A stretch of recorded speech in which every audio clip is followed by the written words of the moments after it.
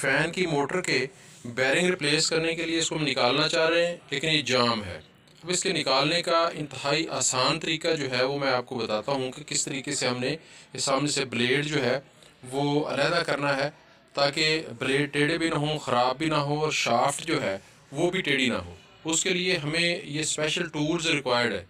ये एक special puller है, इस की मदद से हम आसानी से जो है वो हैमर से चोट लगाएंगे और चोट लगा के फ़ैन को अलहदा कर लेंगे। ये ब्लेड्स जो हैं ये आसानी से इस तरीके से बड़े आराम से हम इनको अलहदा कर सकते हैं।